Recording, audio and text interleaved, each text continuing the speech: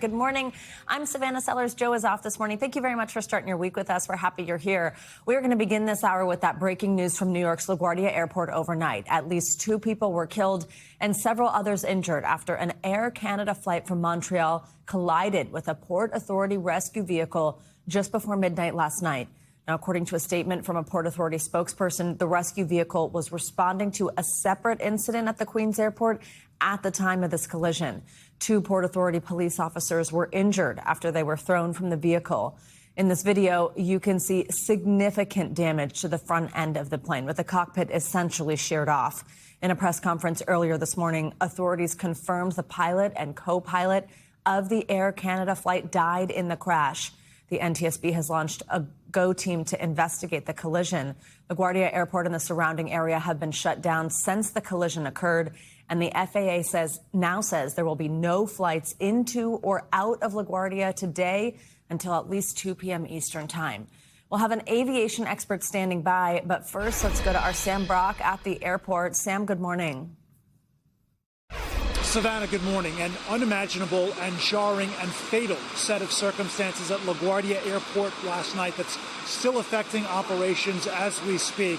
Just before 11:40, you had an Air Canada Express flight operated by Jazz Aviation landing, and then at some point on the runway, colliding with a fire truck from the Port Authority of New York and New Jersey. Now, any truck that's operating, or any vehicle for that matter, would have to be in communication with ATC and get clearance to cross a runway. So it's not entirely clear what happened here, but the end result is at least 2 people have been killed so far, the pilot and the co-pilot of that plane. As you look at these horrific images, you'll see it's sitting on its tail as the nose of the aircraft was effectively sheared off, just mangled debris below it. And then next to the aircraft, you see the fire truck on its side, again, littered amongst a debris field.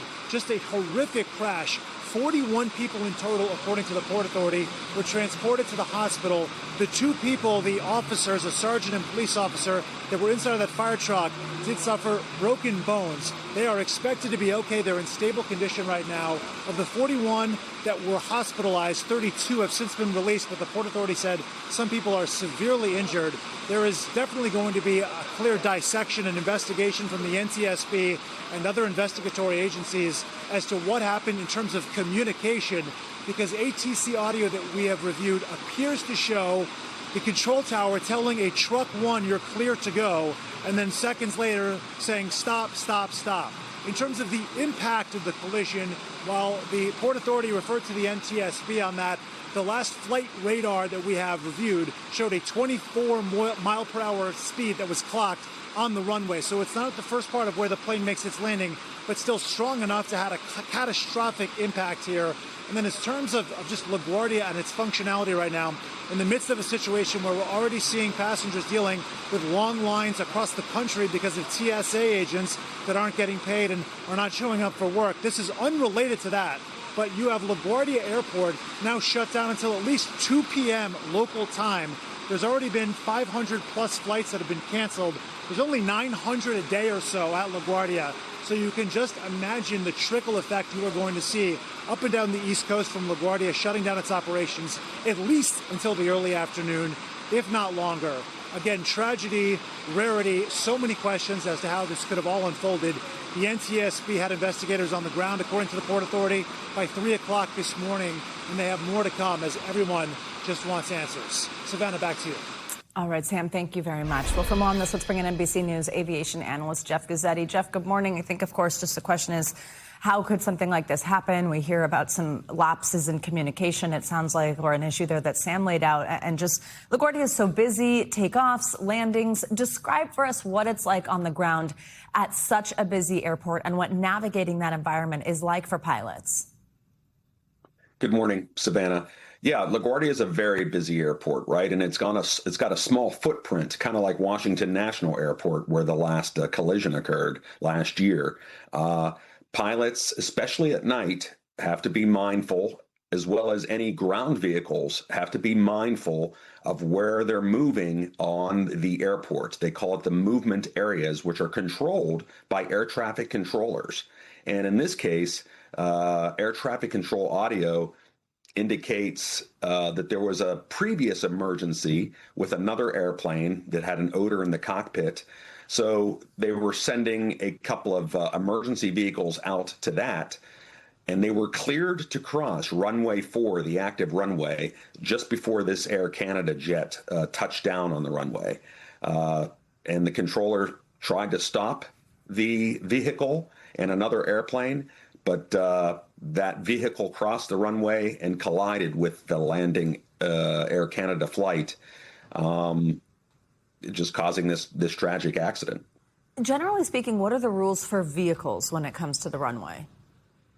So vehicles must communicate with air traffic control, just like an airplane would, as they're taking the active area, the movement area, the FAA calls it, that's controlled by controllers. Anything that moves, any sedan, any fire truck, if it's going to cross taxiways and runways, it has to get clearance from air traffic control. They have radios in their vehicles, just like airplane pilots have radios in their airplanes, and they communicate on the same frequency. And this fire truck did get clearance to cross, and perhaps that wasn't the proper clearance to receive. For viewers who are watching who, many of us, I think most of us don't have experience either being the pilot or driving a car on an active runway. But if you think sort of like, how could you not see the plane? Or isn't it large or loud or any of those things? How could something like this happen? Explain how it's possible. And that I think part of it, at least, is because you're so reliant on communication and just going where you are told to go when you're told to go. Yeah, that's correct. So nighttime is the big issue here. I think that's going to be a factor because there's so many lights. There's other airplanes on the ground with their flashing lights, and there's airplanes that are airborne. And then you've got vehicles, ground vehicles transiting the airport. They have to have lights on top of them also. So, it's sometimes you get lost in a sea of lights. The controller, both the pilots and the vehicles have to trust the controller to get clearance. Yeah, sure, they might look around a bit, but again, it's at nighttime, it's much harder to discern potential conflicting traffic. Who will investigators be talking to, and what specifically will they be looking at as they try to really answer what happened here? Well, you can be sure that the investigators are going to want to interview that controller that was working the aircraft and the fire truck. And they're going to want to talk to the controller's supervisor. They're going to want to look at closed circuit television cameras that might have captured the event. And they're going to look into the staffing of the control tower. Was it appropriate? Were the controllers properly trained? So I think they're going to deep dive into the air traffic control aspects of this event. Jeff, I think just looking at this plane, just seeing the cockpit sheared off and that the damage in that area, the angle that the plane is like, it's just so startling. What really sticks out to you in these images of the aircraft? Well, I got to tell you, I know it looks bad, but I can tell that this did happen at only 24 miles per hour. It was a slow speed collision. If it would have happened right as the airplane touched down, well, then it would have been about 100 miles an hour faster, and there would have been multiple fatalities. A lot of passengers would have died. In this case, the front of the airplane was damaged because it was only traveling at 24 miles an hour, but it was enough damage at the very front of the airplane is where you've got the captain and the first officer, and tragically, they took the brunt of this impact and they died. All right, Jeff Guzzetti, we really appreciate your expertise this morning. Thank you so much. Well, keeping up with the other major air travel story, President Trump says ICE agents will start backing up TSA officers at some airports starting today. This is part of an effort to speed up those security lines that are now 3 hours long in some cases due to the Department of Homeland Security shutdown. Many TSA officers are calling out or quitting as they work without a paycheck. NBC News Washington correspondent Alice Barr has the latest. Savannah, good morning. Border Czar Tom Homan said details of the plan were being finalized just yesterday, and he and another key administration official offered differing views on how the ICE agents would operate. Beginning today at airports across the country, agents in a different uniform set to greet travelers inching through crowded security lines. I don't know, a couple of thousand people long right now. President Trump announced on social media ICE agents would come in to help TSA. His border czar, Tom Homan, saying they would take on tasks like securing exits and checking IDs. Well, ICE isn't trained on x-rays and look at x-rays, see if there's, is something dangerous, not luggage. Well, no kidding, and we're not going to be doing that. Transportation Secretary Sean Duffy suggested otherwise. TSA agents are law enforcement. They know how to pat people down. They know how to run the x-ray machines because they are, again, under Homeland Security with TSA. Homan said details were being worked out just yesterday. Anything to get things going. As some travelers raise concerns. Putting ICE in there just, to me, elevates tensions unnecessarily. Funding to the Department of Homeland Security has been cut off for more than a month, with Democrats pushing for changes to immigration enforcement operations. DHS says more than 400 TSA officers have quit since the shutdown began. Thousands more calling out as they miss paychecks again. Checking accounts are wiped out. We haven't recovered from the last two that we've had before. While the two political parties point fingers, TSA and travelers paying the price, with lines like here in New Orleans snaking to the parking lot. While Republicans blame Democrats for the funding stalemate, Democrats are pushing a separate bill to fund TSA and other agencies not related to immigration enforcement. Adding to the uncertainty, President Trump posted again, pressing Republicans not to make a deal on DHS unless Democrats agree to back the Save America Act, aimed at stiffening voter ID laws.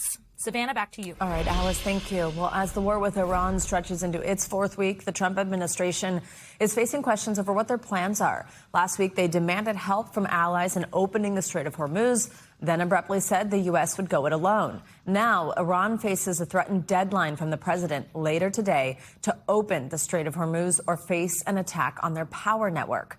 On Meet the Press yesterday, moderator Kristen Welker pressed U.S. Treasury Secretary Scott Bessent on if the war was winding down and got an answer that's drawing scrutiny. She joins us now. Hello there, Savannah. This week on Meet the Press, I spoke with Treasury Secretary Scott Bessent about President Trump considering further escalation in the war with Iran. I was on the phone with President Trump a week ago. He told me allies were on the way to help secure the Strait of Hormuz. Has the Trump administration abandoned that strategy and now chosen to go it alone? What we have done, there has been a campaign to using military assets to soften up the Iranian fortifications along the strait. That's going to continue until they are completely demolished. And Kristen, let me tell you, whether it's this network or the mainstream press, the American people do not have good framing what is going on here. If you were to read what is happening, and I'm sure when Senator Murphy is on, he has come out and said we are losing the war. That is wrong. We have demolished the Iranian capabilities. Their Air Force is completely destroyed, Navy destroyed, and every day we are taking out their missiles, their missile systems, and the factories that build those missiles. And now the General Kane, Secretary Hegseth are leading a campaign to destroy all the fortifications along the Straits of Hormuz. Just to put a fine point on this, though, is the president in the process of winding down this war or escalating the conflict? Again, they're not mutually exclusive. Sometimes you have to escalate to de-escalate, Chris. You can see my full interview and a lot more at MeetThePress.com. You can also get more Meet the Press right here on NBC News Now every weekday at 4 p.m. All right, Kristen Welker, thank you so much. And we actually have a breaking development regarding exactly what we were just discussing here. The president posting just moments ago to his social media site, Truth Social, saying that the United States and the country of Iran have had over the last few days very good and productive conversations regarding a complete and total resolution of our hostilities in the Middle East. And in terms of those attacks on energy infrastructure, even saying he has directed the military to postpone any and all military strikes against Iranian power plants and energy infrastructure for a 5-day period. He says these talks will continue throughout the week. Obviously, big news here. Also, we want to give you an update on some of the warfare on the ground. Iran unleashed ballistic missile strikes on Israel this weekend, injuring more than 180 people south of Jerusalem on Saturday, a local hospital said in a statement. Iranian state media said their military was targeting Israel's main nuclear reactor and research site in retaliation for an attack on Iran's own nuclear enrichment site.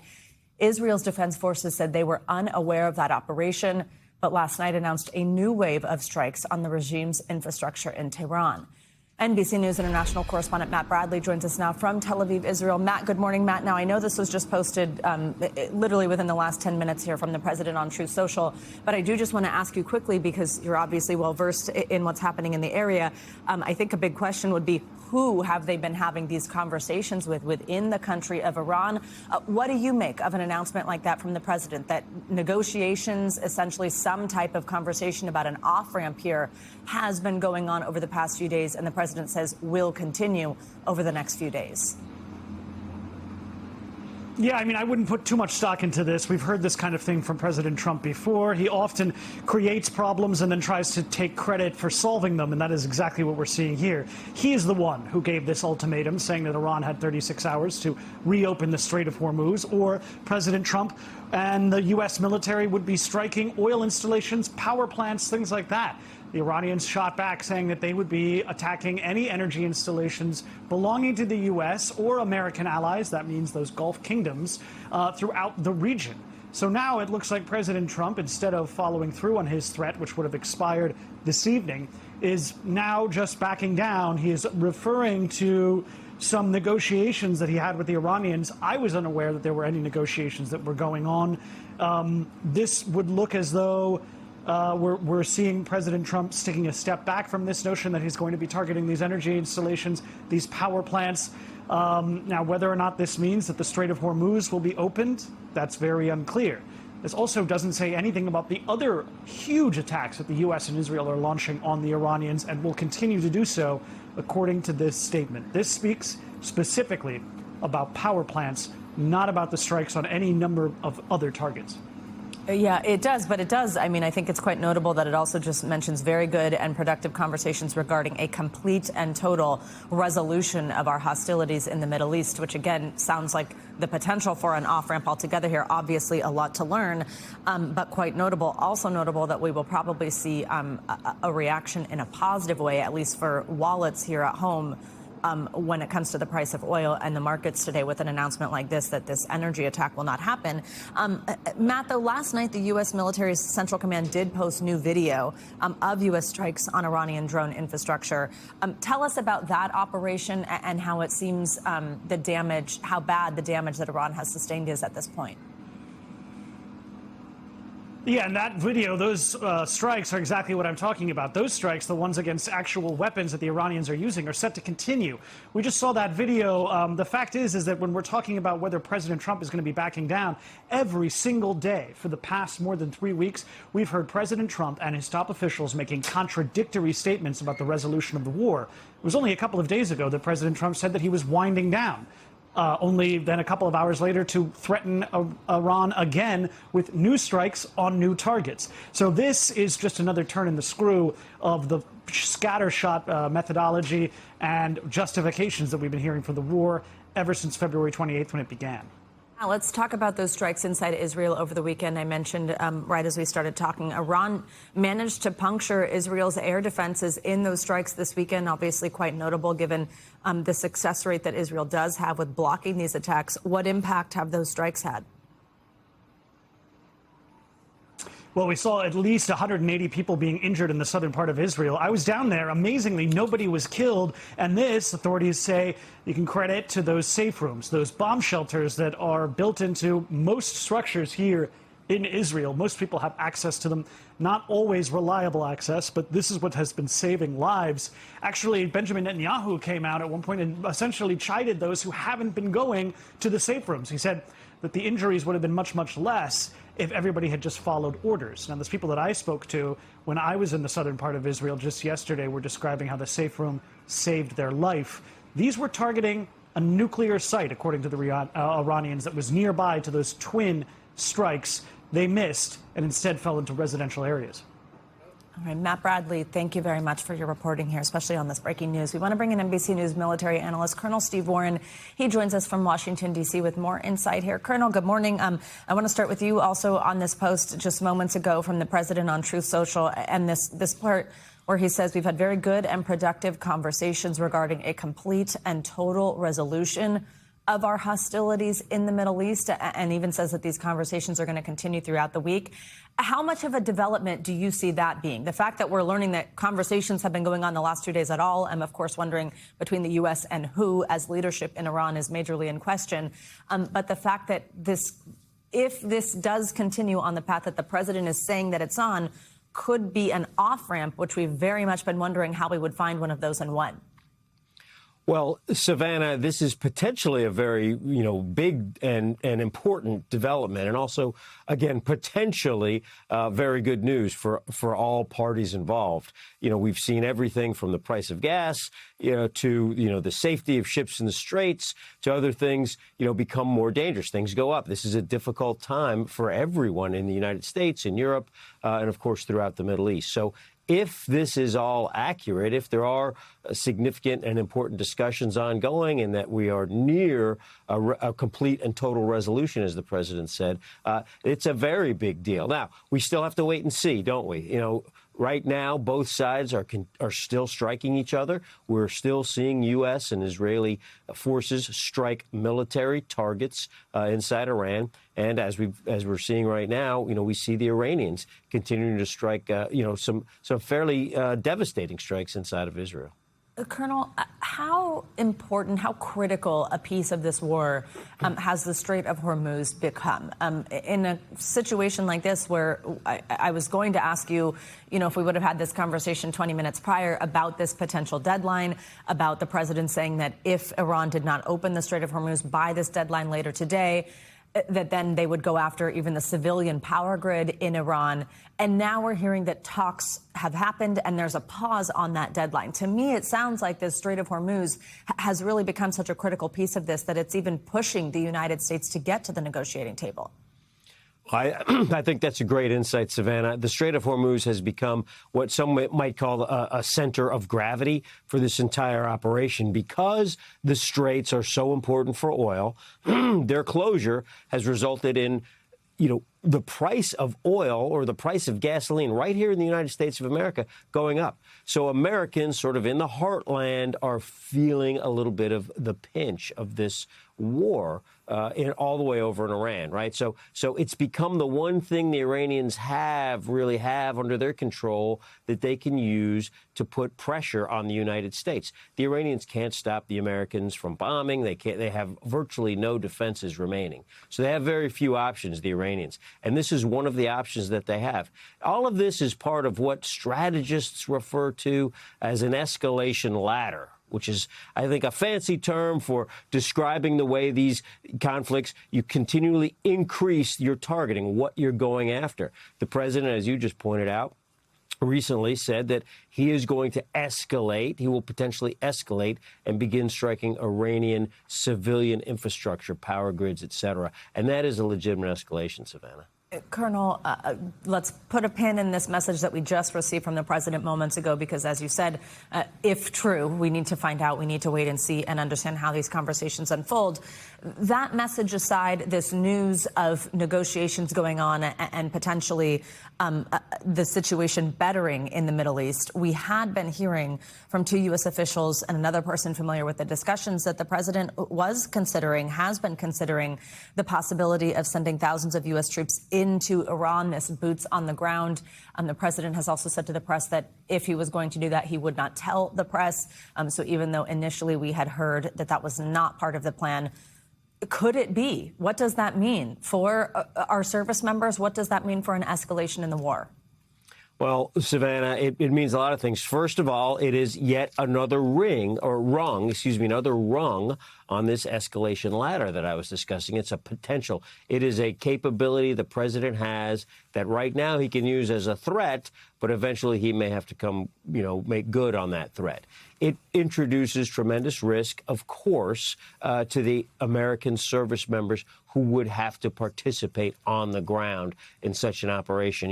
The American forces in the air and on sea, are massively overmatching the Iranian capabilities, right? Our fifth-generation fighters, our advanced warships, et cetera, massively overmatched. But when there's boots on the ground, men and women carrying guns, walking around on the ground, then while we still maintain significant overmatch, while we still have great capability to protect and defend those troops, we have to be honest with the fact that a single person or a group of people on the ground conducting an operation are more vulnerable than a fifth-generation aircraft. Colonel Steve Warren, we appreciate every day of this war that you are with us to help make sense of it all. Thanks for your time. Thank you, sir. Well, bearing all that in mind, we're going to go to Washington now, where NBC News political reporter Megan Leibowitz joins us with the very latest. Megan, good morning. So obviously very big news just in the last few moments this morning. The president posting on Truth Social that conversations have been going on for the last 2 days, and that he estimates they will continue for the next several days. I'm struck by a few things here. One is, I think our viewers may remember we've played the sound prior of the Iranian foreign minister saying several times on several different American networks that Iran was not asking for a ceasefire. And also, of course, the president continuing to hammer Iran with strikes, and also have this deadline today all around the Strait of Hormuz, getting it reopened, threatening to really hit Iran's power grid hard if that didn't happen. And now we're seeing this sort of potential de-escalation. We obviously have a lot to learn. We would love a briefing from the Secretary of Defense, from General Kane at some point on this to understand the nature of these conversations. But I think it's quite something, just given the sheer question of who are they negotiating with? Who within Iran is the United States now talking to? What do you take away from this message from the president? And do we know anything else? Yeah, so there are a lot of big questions that are arising from this post to Truth Social. One, as you mentioned, is how exactly these negotiations have been taking place, who in particular has been negotiating from the U.S. side and from the Iranian side, because as you mentioned, the Iranian foreign minister has previously said not only that they were not asking for a ceasefire, but that they were not asking for a negotiation. So questions that we're going to be asking today in terms of what those negotiations have actually been over and what's the status of those negotiations potentially moving forward. Now, really big news from the president saying that he has instructed the Pentagon to postpone any and all military strikes against Iranian power plants and energy infrastructure for a 5-day period. Now, I want to walk you through the timeline here a little bit, because that context is important. Going back to Friday, the president had said that the U.S. was getting very close to achieving its objectives and was considering winding down the war. Now, flash forward to Saturday, that's when the president had issued this ultimatum, this 48-hour deadline, saying that Iran must reopen the Strait of Hormuz, which is that major shipping route that a lot of oil passes through, or else the U.S. would obliterate Iran's various power plants, starting with the biggest one first. Now, Iran, after that, had said that if the U.S. were to go ahead with those strikes, that Iran would retaliate and hit things like fuel, energy, information technology systems, and desalination infrastructure in the region that the U.S. uses. So those comments had taken place from Iran over the weekend in response to President Trump's 48-hour threat, which that 48-hour threat was made on Saturday, meaning that those 48 hours would have been up later tonight. So this post from the president really seeming to backtrack on that and to take a step back. And so now a lot of questions in terms of what this means for the conflict moving forward. Are we actually moving toward de-escalation? Because as we also heard earlier in the program, when Treasury Secretary Scott Bessent had been on Meet the Press over the weekend, and moderator Kristen Welker had asked him about those 48-hour threats from President Trump, and as well as President Trump's comments earlier about potentially winding down the war. And is the U.S. escalating the war? Is the U.S. winding down the war?